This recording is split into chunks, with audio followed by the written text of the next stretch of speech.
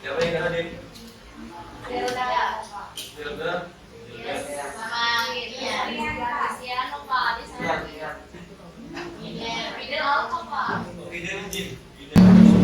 Ya, untuk pembelajaran pada kali ini kita akan mempelajari tentang etika, ya. Etika tentang penggunaan AI. Tahu kan AI? Tahu. Contohnya apa? Contohnya apa ya? ChatGPT. Ini. Kalau kita mau bikin musik, pakai aplikasi apa? Biasanya Spotify kan untuk memutar, membuat. Apa? Biasanya Suno. Apa lagi? Biasanya kalian pakai apa? Ada yang pernah buat musik? Nah, Suno itu bisa kalian membuat musik ya, kita buat formnya. Contoh kayak yang dibuat lagu dalam pramuka itu dia dari AI. Ya. Kemudian bisa membuat gambar. Biasanya kalau gambar kayaknya sering nih ngedit gambar pakai AI, ya kan? Yang berdua digabung jadi satu, berjejeran di gambar pramuka, begitu kan? Nah, itu adalah aplikasi AI. Nah, sekarang kita akan mempelajari etikanya seperti apa sih, gitu kan? Apakah sembarangan aja asal kita memakai, gitu kan? Nah,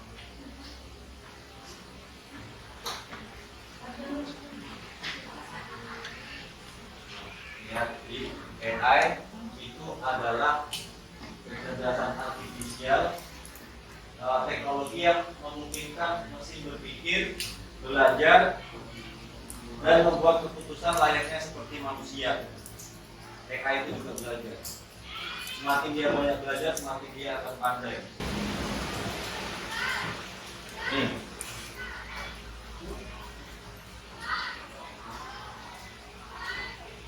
Kita memasukkan promptnya aja. Kita ketik tulisannya. Ini hasilnya. Gambar orang sedang di tengah kota, ya kan? Menggunakan payung dan lain sebagainya. Ini detailnya di sini. Ya. Dia akan hasilnya seperti ini. Mengapa etika itu penting? Ya. Yang pertama, kita mencegah kesalahan teknologi. Jadi semangat teknologi ini banyak sekali kelemahannya, ya, di era seperti itu. Nanti kalian diedit yang awalnya fotonya bagus, ya kan, dibuat menjadi kayak lucu lah. Kemudian nanti dibuat misalkan laki-laki perempuan digabungin di satu, disebar di media sosial, jadinya timbul fitnah, kan? Nah, itu adalah mereka memanfaatkan teknologi AI. Jadi kita dengan etika itu jangan sampai kita menggunakannya seperti itu. Kita harus menggunakan di hal-hal yang positif. Kemudian menjaga kejujuran dan tanggung jawab. Jadi kalau kalian misalkan konten kreator yang harus jujur, ya, itu memang hasil dari AI, bukan mengambil gambar-gambar dari orang lain digabung-gabung, ya kan, edit dan sebagainya. Kemudian melindungi privasi dan keamanan. Itu etikanya, ya.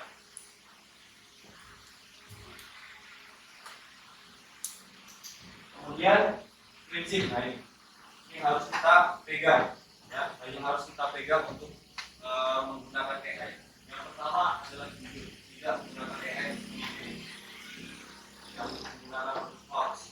Kemudian tanggung jawab, sadar atas dampak penggunaannya.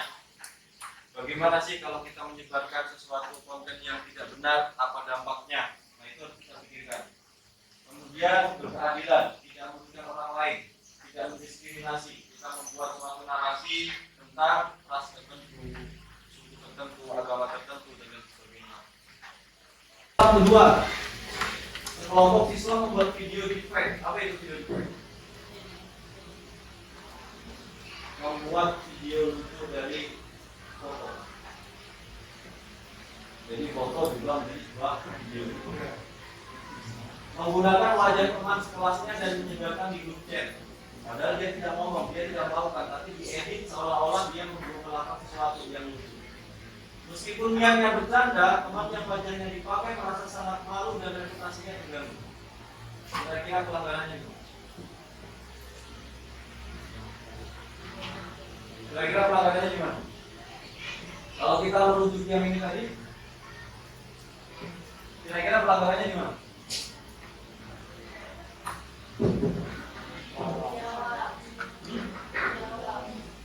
Jawab. Terus? Keadilan, merugikan dia. Terus?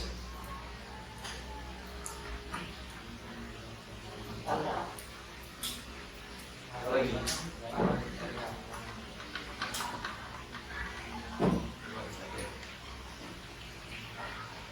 Privasi, reputasi, dan potensi tinggi. Kalau kita butuh yang tadi ada ketidakadilan, kemudian tanggung jawab.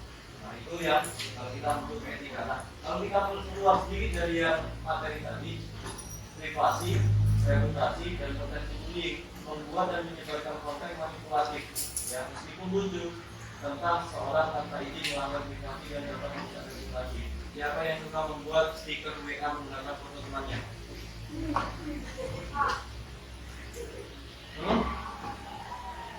Itu salah satu ini.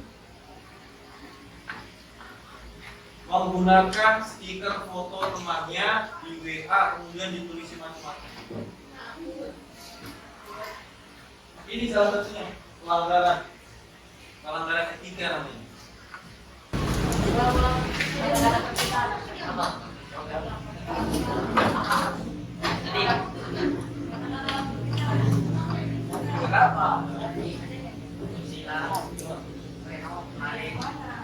Bebas aja.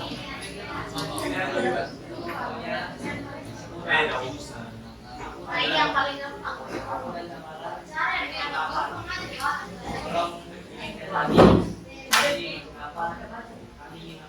Jadi kalian nanti akan mengerjakan sebuah studi kasus di situ sesuai dengan pertanyaan.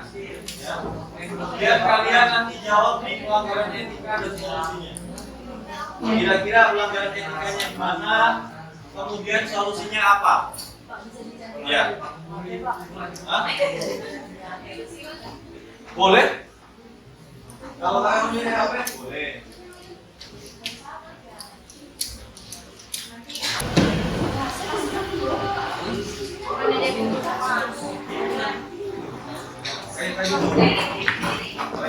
Jadi menggunakan teknologi deepfake membuat video palsu. Palsu gimana nih?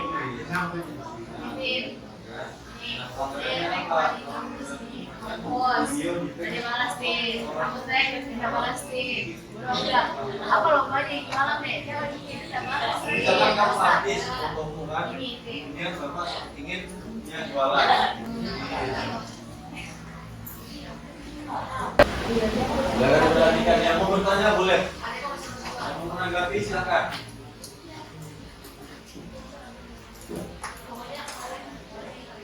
Sebuah perusahaan pemasaran menggunakan deepfake seorang publik untuk mengiklankan produk mereka tanpa izin. Contoh tersebut, apa masalah etika yang dilanggar? Pelanggaran etika tidak menunjukkan penipuan yang telah informasi, kerusakan reputasi, korupsi.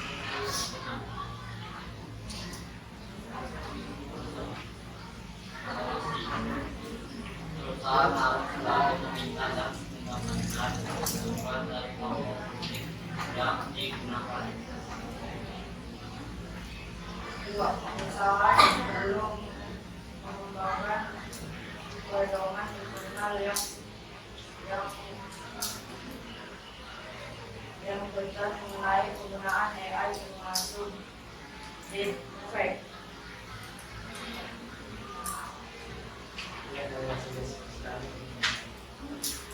Ya, di rumah. Mendapat kasus 5, ya.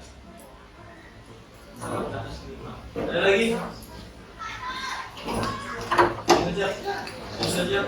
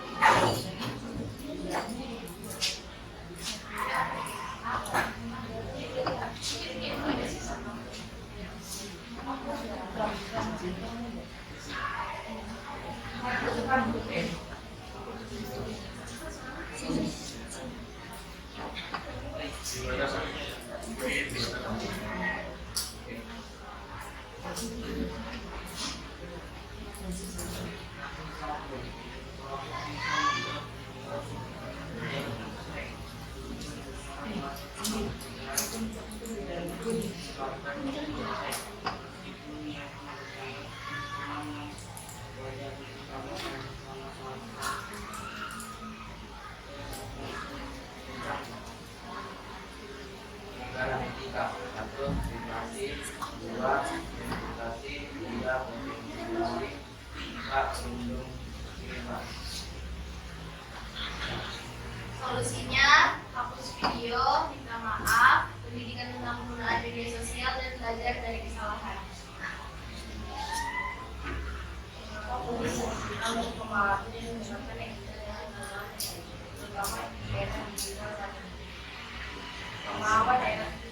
Pemahaman edukasi digital yang baik akan mampu memberikan perlindungan interaksi ekonomi dan kebenaran dan kebenaran.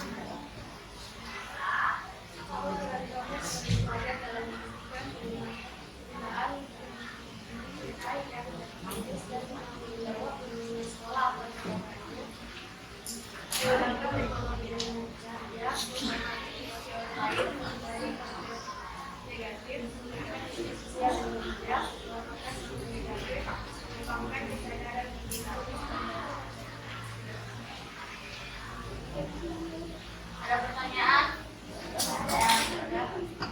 Sekian presentasi dari kelompok kami.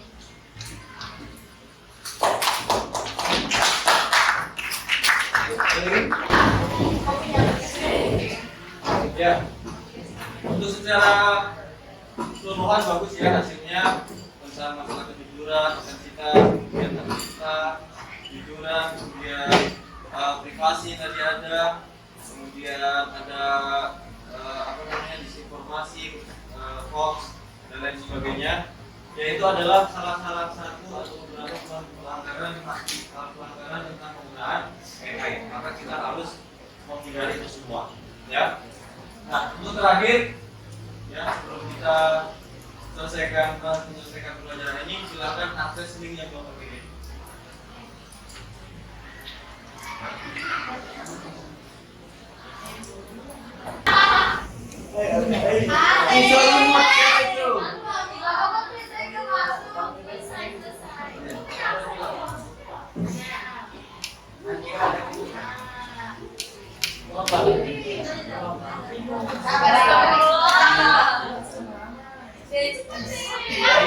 Yang mendapatkan pelajaran dan pengalaman tentang bagaimana penggunaan dan tetapi dalam lain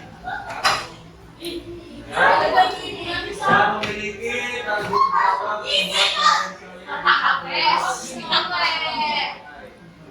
pelajaran ini tentang etika, pelajaran hari ini tentang etika. Pelajaran hari ini saya mempelajari tentang etika bagaimana menggunakan orang lain. Saya mengetahui beberapa etika dalam menggunakan AI dan beberapa aturan. Oke, terima kasih atas kesempatannya. Kita lanjutkan lagi pertemuan kita minggu depan. Kita akan belajar tentang pembuatan konten, ya. Ya, terima kasih atas perhatiannya. Kurang mohon maaf. Apa? Ada nanti dari. Ayo gas. Hah? Kirimlah. Nanti kita baca semua. Ya. Kalau punya mohon maaf. Assalamualaikum warahmatullahi wabarakatuh. Waalaikumsalam warahmatullahi wabarakatuh. Silakan di sini dulu.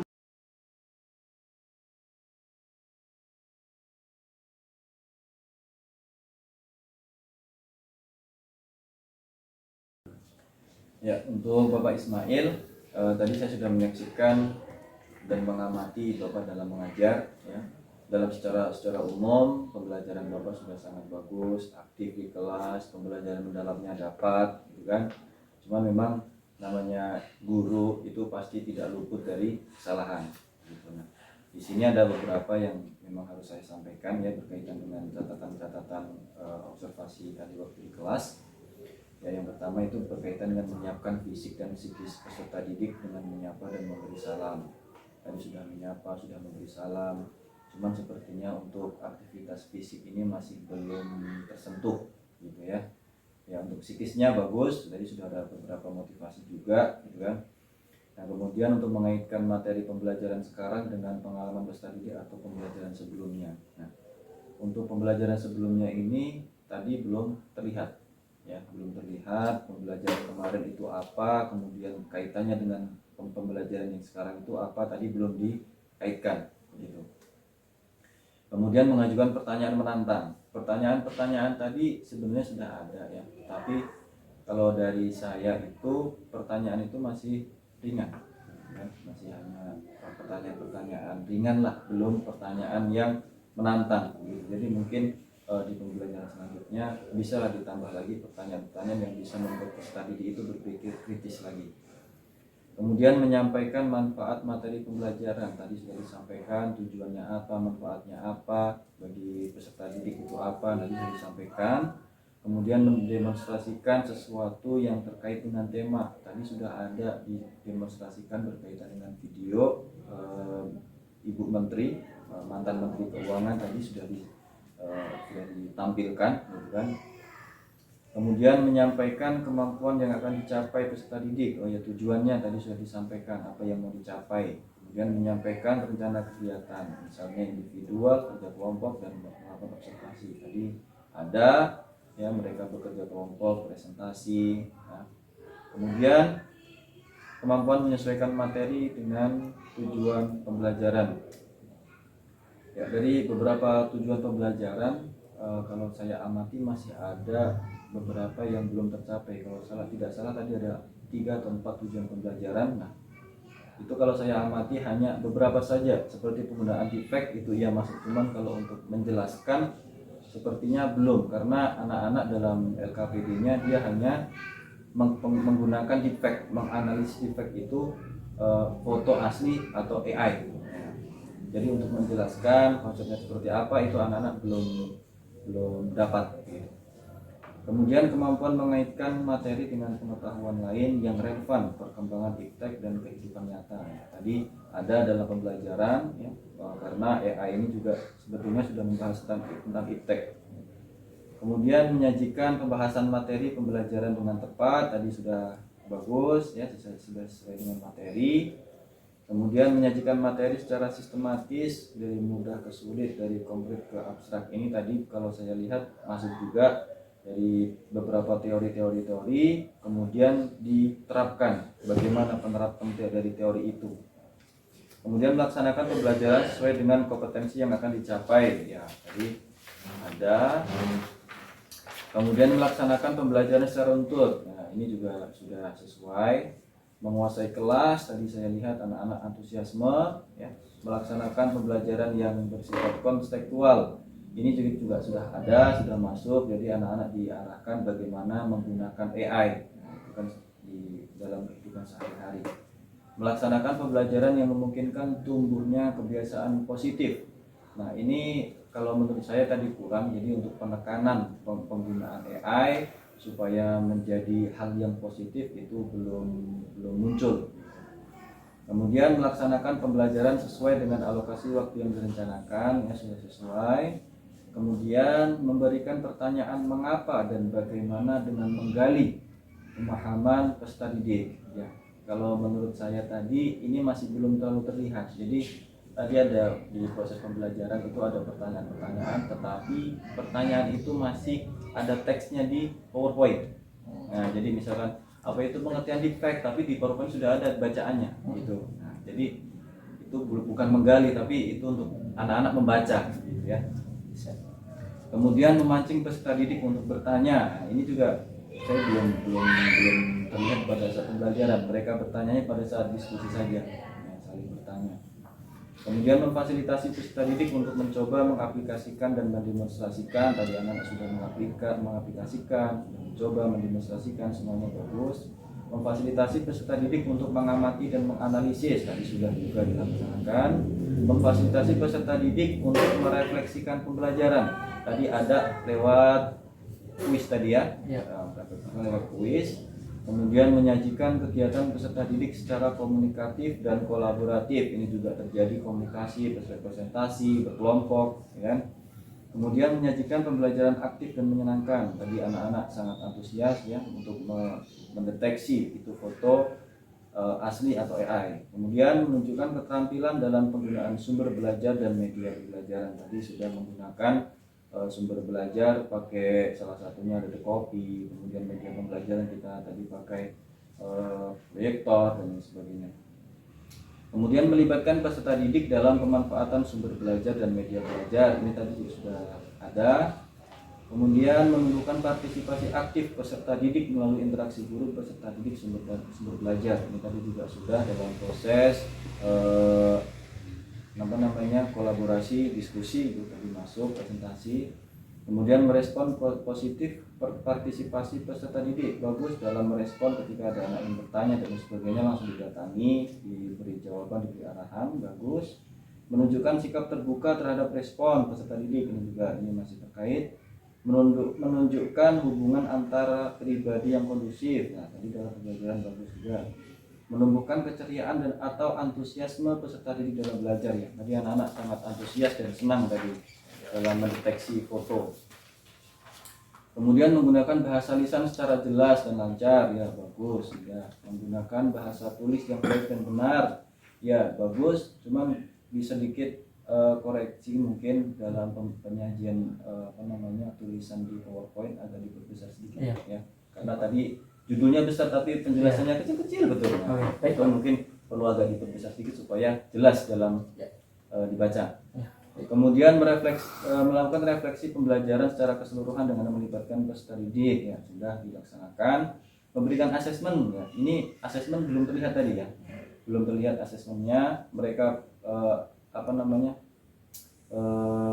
melaksanakan diskusi, melakukan presentasi, tapi saya lihat Bapak tidak ada menilai ya. Atau mungkin nanti setelah ini ada form khusus yang sudah disediakan ya. Mengumpulkan hasil kerja sebagai bahan portofolio. Tadi sudah dikumpulkan ya? Iya, sudah aman berarti ya. Kemudian melaksanakan tindak lanjut dengan memberikan arahan kegiatan berikutnya dan tugas pengayaan. Tadi sudah dijelaskan kegiatan selanjutnya itu apa, ya kan? Nah itu sudah dilaksanakan. Jadi secara keseluruhan sebenarnya sudah bagus, tetapi memang ada beberapa hal yang harus kita perbaiki.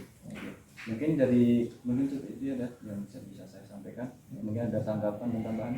Ya, terima kasih Pak Dwi. Ya mungkin ada kekurangan tadi di dalam penyampaian materi tadi, ya banyak kekurangannya tadi. Mungkin kedepannya saya akan memperbaiki lagi, dan terima kasih atas penilaiannya Pak.